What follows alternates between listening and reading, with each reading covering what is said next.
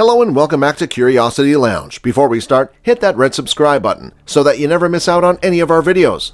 Now here are some most terrifying ship crashes and fails caught on camera. 2010 Senkaku Island collision.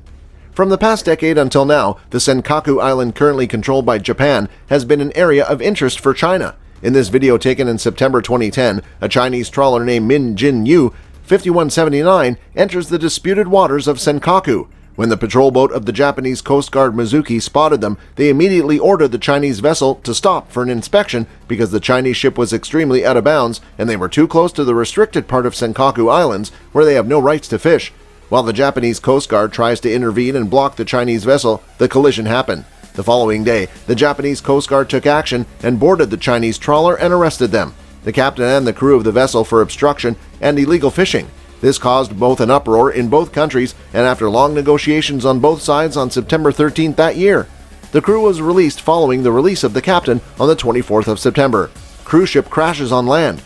In this video, you will see a horrifying incident where a cruise ship crashes directly into land with many civilians around in the Giudecca Canal in Venice. The MSC Opera is a cruise ship with 13 decks and weighs more than 65,000 tons. It was quite noticeable that cruise ships were commonly seen in the area because all the passers-by were not fazed by the loud horn of the cruise ship. What they didn't know was that it was slowly driving towards them and the ship could crash onto them at any moment.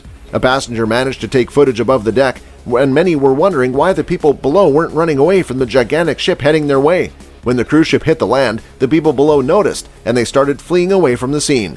Two tugboats tried to prevent the cruise ship from barging into the street, but unfortunately they failed to guide the ship away. The incident injured 5 tourists and further solidified the stance that cruise ships should change their routes and should no longer pass the area because they proved to be hazards for the people in the community. MV Wakashio oil spill. While traveling on the ocean, it's not only humans that are in danger due to the terrifying and unpredictable currents of the sea. In some rare cases, a maritime disaster will also endanger the environment and all living marine life around the accident. The disaster of MV Wakashio, a bulk carrier, caused tremendous economical and environmental damage. The incident started on July 25, 2020, when the ship ran aground on a coral reef. By August 6th of the same year, the oil began to leak out of the ship while the crew were trying to control it while also waiting for countries to aid them in cleaning and pumping out the remaining oil. High waves and strong winds further damaged the ship on August 15th. What the crew feared to happen became reality as the ship broke up with 166 tons of fuel left inside. The waves as high as 15 feet persisted and hindered efforts to reduce the damage and oil spill. There were many allegations against the crew and captain of the ship, and in the end, the deputy captain was arrested on the suspicion of negligence in operating the vessel.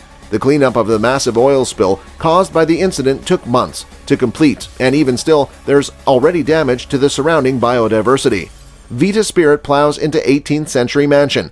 In 2018, this huge tanker carrying a Maltese flag pummeled into land after losing control of its steer. The 38,732-ton cargo ship named Vita Spirit destroyed this historical 18th century seaside mansion called the Hakimbasi Salih Agency. On the shores of the Bosphorus Strait, this strait is an important path because it serves as the passage point of ships and vessels that transport oil from Russia and the Caspian Sea. At that time, the mansion was used to host weddings and was also open as a restaurant. Thankfully, despite the horrendous damage to the mansion, no one was injured during the incident. It was sheer luck that no wedding or event was held that day, or else it might have resulted in a huge tragedy. Even still, the accident took away an important and notable historical spot. The Vita Spirit was then later on towed into safety after the collision. TCSG-25 and MV Tuluni collision. On the 17th of August 2016, the MV Tuluni, a bulk carrier, crashed straight into the Turkish Coast Guard vessel MV Tuluni in the Bosphorus Strait in Turkey. The huge ship pummeled the Coast Guard vessel directly, and right after the collision, the TCSG-25 immediately sank and capsized, resulting in the death of 4 out of the 7 crews on the ship. The remaining 3 were rescued and saved. After the incident, the captain of the bulk carrier named Abdullah Hamadi, along with his 2 crew, was charged due to death and injury through negligence. All of them faced the harsh and heavy accusation of murder. Originally, the captain of the MV Tuluni had permission to overtake the slower minesweeper vessel. However, it was unclear whether it was intentional or an honest human error that made them crash directly into the smaller ship. Some say that they had wanted the MV Tuluni to have sufficient agility, time, and power to avoid hitting the ship. Ulysses and CSL Virginia T-Bone collision. Here we have the horrific aftermath when the Tunisian flag railroad named Ulysses T-boned into the 54 592-ton container ship CSL Virginia at the speed of 19 knots in Corsica. With the impact of the collision, it took 5 days to separate the two huge vessels together, and a cleanup operation was launched, as well to mitigate the oil spill that happened during the accident. The accident was allegedly caused by the ferry's watchkeeper error, who was found out to be sitting at the bridge with limited visibility ahead and was engaged in a personal conversation on his phone. The watcher also said to be suffering from fatigue and family problems at the time of the accident.